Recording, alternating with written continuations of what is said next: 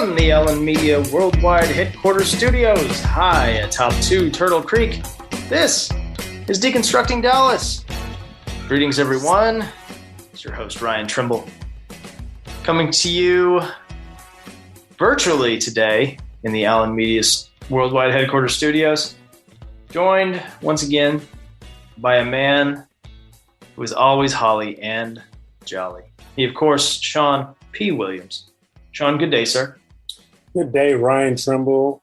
Happy holidays, Merry Christmas. As I like to say, Happy Christmas to you and your family. I hope y'all are getting ready to experience some holiday cheer. Technically, we are in the last 2 work days of our work year. So we, as usual, are working hard right up until the final hour. That's right. They say run through the tape, Shawn. So I'm running. Just keep running.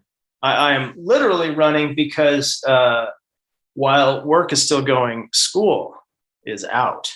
So I am running around chasing a 2 and 5-year-old in between calls. Mrs. Trimble doing the same.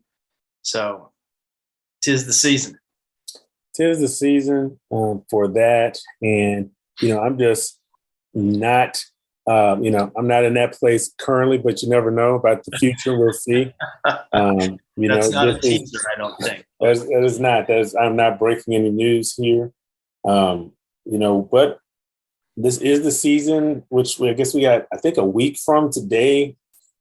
Mrs. Williams and I will be celebrating a 1 year of marriage. It's amazing. Congratulations. Thank you. Thank you. I remember watching you virtually say your vows, and I can't believe we're still here. But I'm grateful. We can't believe we are still here. I think when you asked Dominique, I believe her response is it seems like 5 years. Only because not only because, but in part because we have survived a winter storm. We have survived a hurricane, all during a worldwide global pandemic, and many other things that have happened over the course of this year. So, we Murder hornets. You survived those guys. Thank goodness, Shawn. So I guess we don't want to be premature, but I will go ahead and say thank you. Yes. Well, excited for you guys. It's really fun to see you. Your my newlywed colleagues still. So. Oh, I think you're seeing plenty of us. I think there's just been a barrage of tweets and Twitter photos and all kinds of stuff. Yeah. So I don't think that you can avoid us unless you mute us. Well, as I texted you the night I got your card, the Williams family Christmas card goes hard this year. I mean, it was serious business. Well, I thought that we were doing pretty good and we were feeling pretty proud of ourselves. Almost ready to pop collars on that card until we got the Trimble card, which had gold embossing on it. And so, we have quickly had to go back to the drawing board for 2022 and see what it's going to look like, because we quickly learned we have a long way to go in the holiday card game. You ready for how Mrs. Trimble kicked it up this year, Shawn? You may not have noticed, but flip on the back. With every order from the company we ordered from, they plant a tree. Oh, I did not see the double bottom line there. Wow. Yes. So, we're saving the environment and spreading holiday cheer, Shawn. It's just as I would expect you to. That's right. That is on brand. It is on brand for the Trimbles. Speaking of trees, as I'm sitting here next to our tree that our new cat has half taken out the lights on, Shawn. It's still standing though, but she has 5 days left until Christmas to take this thing out. So we will keep you posted on that. Wish us all luck. We're excited to get to Christmas, but we're also excited to bring today's episode to our listeners. Well, we've got a wonderful guest, and it's someone who I found out actually listens to the show, which is great. We generally assume it's just our 2 mothers listening, but we are always excited to find out when someone else is listening to the show. And today we have Chairman Adam Bazaldua, who will be speaking with us today He started his second term. He's in the middle of his second term here, and someone we both know and have had a chance to work with. And it's really a coup to have an opportunity to get him on our show right before the holidays. Yeah, it is. It's great, and I've really enjoyed working with Chairman Bazaldua, especially these past 6 months. He's in his second term on the council, but these past 6 months he's been chair of the Quality of Life Committee, and so I've gotten to work with him on several issues. The first one, that comes to mind, of course, is short-term rentals. Working on cracking that code and making sure we have the right structure in place so that we can all benefit and have good neighborhoods and good neighbors and everything else that comes with it. I know you get sick of me talking about hot tax, Shawn. Man, you have a hot tax plan that I just can't wait for people to hear. And I don't get sick of you talking about work. How can I do that? It's very important. I'm like one of those toy soldiers. You just wind me up and I start marching. There's a Christmas reference for you, Shawn Williams. Well, I'm excited to talk to him because one of the things that I've learned by talking to people who do listen to the show is, folks like when we get off the immediate topic. I mean, obviously, for instance, when we talk to Dr. Eric Johnson, people want to know his take on economic development. But I spoke to, and we were both speaking to someone who said, wow, I didn't know he played basketball. And so, that's right. I'm interested in learning more about Chairman Bazaldua and his time, in the kitchens here in Dallas and what he learned there. So I'm really excited to kick this off. Yeah, it gives him a great perspective for being in the position on council. So without further ado, Shawn, let's jump right into our interview. This is Deconstructing Dallas. Ryan Trimble, Shawn Williams. We'll be right back.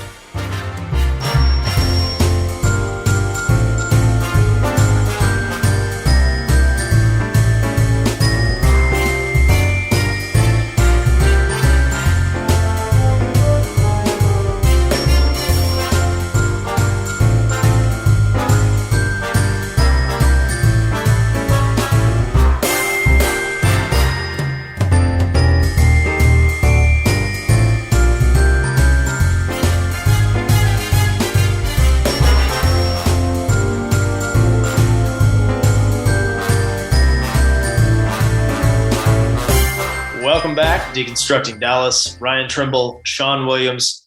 Shawn, I'm feeling very holly and jolly today. Excited about our guest, I think he's pretty fired up about the Cowboys season, if my eyes don't deceive me here.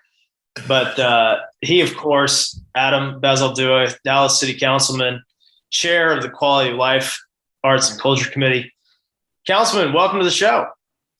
Hey, thank you so much for having me. And yes, go Cowboys after a win like that. When we can go into Christmas with 10 wins, it's a good year, good season. It's amazing. Yeah. It's amazing. But well, we've heard that you're a Cowboys fan, and Shawn and I both got to know you a little bit during your time on the council. But for our listeners, we wanted to let you have a chance to introduce yourself and tell us a little bit about yourself. Yeah, thank you. And thanks again to both of you all for having me today. I am 34 years old from DeSoto, Texas. And I like to say that I didn't really go the traditional route to politics. I was in the restaurant industry, decided to go to culinary school, went to New York City to pursue that dream, which I did and had a great stint there. Decided to start a family, move back to Dallas where we have, our support system. And I transitioned from the restaurant industry to teaching culinary arts with DISD. After that, I realized that there's a lot of work to be done. And even though I hadn't gone the traditional route to politics, that seemed to have been a tone in the political climate across the country, especially with the president who had no experience. And I used that as motivation to run here locally. And I was unsuccessful in 2017 and stuck with, really the end goal of bringing representation to District 7 that I hadn't seen in a long time. And so I came back in 19 and won. And so here I am now, the youngest council member at City Hall, and also probably the one with the most working class experience, if you will. So I love bringing a perspective to policymaking that really brings in a voice to a group of or a population that I think often gets left out of those conversations. So that's in a nutshell kind of what brought me here and a little bit about me. So, Chairman, you're in your second term. We've gotten to know a number of your colleagues, and you got some new colleagues on the council who've joined this year. So we just wanted to get your take on City Hall right now as it is, and what you think about the group of folks you're working with and how you guys are moving forward. Sure. Yeah, I think that we are, last year I would have said the same thing, honestly, when someone asked me that, how's it going? How does everybody get along? And I'm like, you know what, we got an awesome council. And I feel the same way now. Everybody's got strengths and everybody's got weaknesses. But the best part about working with the folks that I work with, representing various districts across the city, is the passion that all of us have for our constituents. And that is something that can't be disputed. And, despite policy differences or ideology differences, it's real easy to give benefit of the doubt when those differences come up, because I realize that everyone's doing exactly what they were brought here to do. And to me, it's inspiring and it's hopeful for our city when we have such passionate individuals working on behalf of the residents. So I personally can't complain about where we are. In fact, I think that, it wasn't a secret. Me and the mayor didn't really see eye to eye in the first couple of years that I was on council, and even that's changed. We work very well together. I think that more than anything, we've come to realize how many similarities we have instead of focusing on the differences that we had. And we both are raising young families. We both he represents the whole city now, but I represent the constituency that he represented for almost a decade in the Texas legislature. So we focus on those and we keep focused at the job that we are tasked to do. And I'm proud of the work that we've accomplished so far since I've been on council. And I'm very hopeful to have an opportunity to maybe look back, 6 years from now and see the amount of change that has happened over 8 years. Yeah, Chairman, you talk about your constituency. District 7 is such an interesting district. You go from basically downtown across, you got all of around Fair Park, South Dallas proper. You go out, you touch almost a big town out in Mesquite, and then you come down, you go all the way down to Trinity. And so it's an interesting, broad, diverse district. What are some of the issues you hear about most from your folks? I'm glad that you brought that up. I actually often say during usually campaign elevator speeches that we've got the tale of two cities in one district line, which is pretty incredible in my eyes.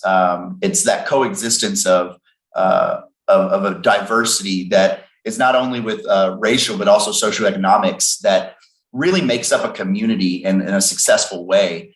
What we've had in the past, in my opinion, is representation that focuses on one or the other. And we have, for a long time, my residents in South Dallas, the southern part of our district, have been forgotten about, have been the stepchild, have been neglected often, and kind of dealt with appeasement, if you will. A focus has been really put on the part of the district where the votes are most prominent, right? But I think that that's what makes this district so unique, but also so challenging, in that you've got to figure out a way that those people over there by Big Town or over that live by Bishop Lynch High School feel that their council member is at City Hall for them just as much as my folks down in Joppy or down in Bonton. And although it's two different worlds of Dallas, I feel that I've really taken that task and